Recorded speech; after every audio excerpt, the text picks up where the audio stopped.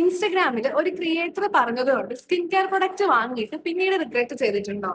അല്ലെങ്കിൽ ingredient list മാത്രം നോക്കി പ്രൊഡക്റ്റ് വാങ്ങാറുണ്ടോ? അങ്ങനെയാണെങ്കിൽ ഈ വീഡിയോ നിങ്ങൾക്കുള്ളതാണ്. ഹായ്, ഞാൻ ആഷ്ലി. ഞാൻ ഒരു ഫാർമസിസ്റ്റ് ആണ്. ഈ ചാനലിൽ സ്കിൻ കെയർ പ്രൊഡക്ട്സ് റെക്കമെൻഡ് ചെയ്യുക മാത്രമല്ല, അതിന് പിന്നിലെ സയൻസ് സിമ്പിൾ ആയിട്ട് എക്സ്പ്ലെയിൻ ചെയ്യാനാണ് ഞാൻ വന്നിരിക്കുന്നത്. ഇന്ന് സ്കിൻ കെയർ വാങ്ങുന്നതിന് മുൻപ് അറിഞ്ഞിരിക്കേണ്ട 5 കാര്യങ്ങൾ നമുക്ക് നോക്കാം.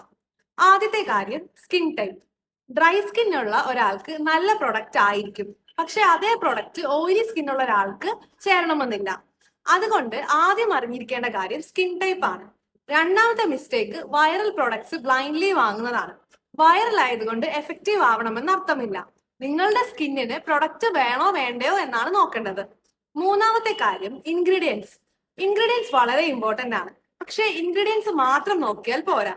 Formulation, concentration, stability, delivery system ഇതൊക്കെയും ഈക്വലി ഇമ്പോർട്ടന്റ് ആണ്. റിവ്യൂ കണ്ടിട്ട് മാത്രം പ്രൊഡക്റ്റ് വാങ്ങരുത്. റിവ്യൂ എന്നത് ഒരാളുടെ എക്സ്പീരിയൻസ് മാത്രമാണ്. റെക്കമെൻഡേഷൻ എന്നത് നിങ്ങളുടെ സ്കിൻ ടൈപ്പിന് നോക്കിയിട്ടുള്ള അഡ്വൈസ് ആണ്. അതുകൊണ്ട് ഒരിക്കലും സെയിം അല്ല. സ്കിൻ കെയർ എക്സ്പെൻസീവ് ആണെങ്കിൽ നല്ലതാകണമെന്നില്ല. സിമ്പിൾ റുട്ടീൻ സ്ഥിരമായി ഫോളോ ചെയ്യുന്നതാണ് ഏറ്റവും ബെറ്റർ.